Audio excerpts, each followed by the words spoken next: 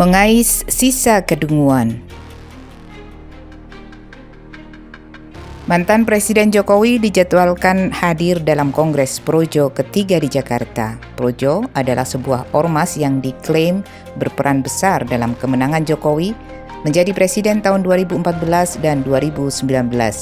Juga kemenangan Gibran anak Jokowi menjadi wapres dalam Pilpres 2024.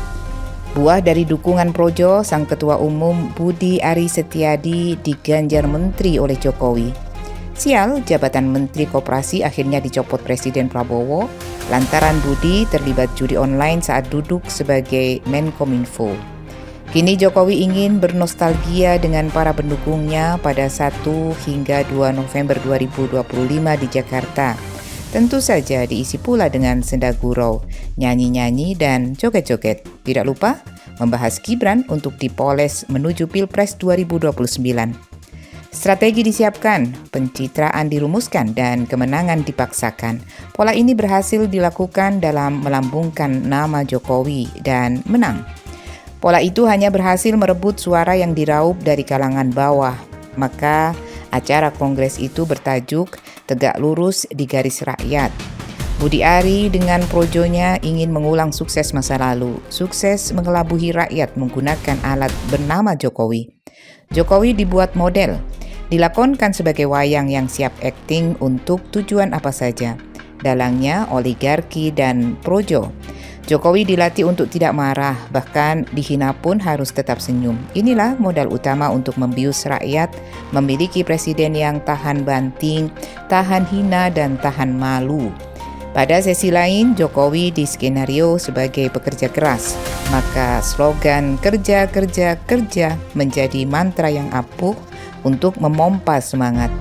Projo lupa cara itu berhasil sebelum rakyat tahu siapa Jokowi. Kerja, kerja, kerja, seolah dunia hanya butuh keringat tanpa pikiran. Lihatlah hasilnya, negeri ini kini dipenuhi monumen narsistik. Jalan tol yang dibangun bukan untuk rakyat, melainkan untuk korporasi. Ibu kota baru yang jadi cermin ambisi bukan simbol peradaban, belum lagi ratusan bangunan fisik yang dikerjakan secara masif, seperti jalan tol, bandara, pelabuhan, bendungan. Mana hasilnya? Untuk membius rakyat, program-program tak logis itu dibungkus dengan program strategis nasional, supaya rakyat bangga dan ikut mendukungnya. Nyatanya strategis itu untuk para bandar, joki, dan makelar. Rakyat tetap di landasan kemiskinan. Sudahlah Jok, duduk manis di singgasanamu, hadiah dari pemerintah di Kulumandu Solo, tuntaskan bacaan sincanmu supaya mendapat karakter tokoh yang utuh. Atau akui dan ratapi seluruh kesalahanmu selama 10 tahun merusak Indonesia. Moralitas, hukum, politik, ekonomi, adab, alam, dan kehidupan sosial rusak pada eramu.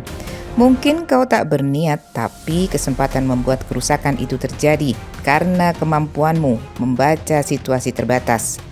Biarkan Prabowo membenahi kerusakan yang kau ciptakan. Jangan ganggu lagi. Rakyat tak butuh sosok lemah lembut, kelemar-kelemar, sok santun seperti kamu. Bahkan kau bersumpah di atas tumpukan kitab suci pun, rakyat tak percaya. Sudahlah Job, angin berubah dan musim pun telah berganti.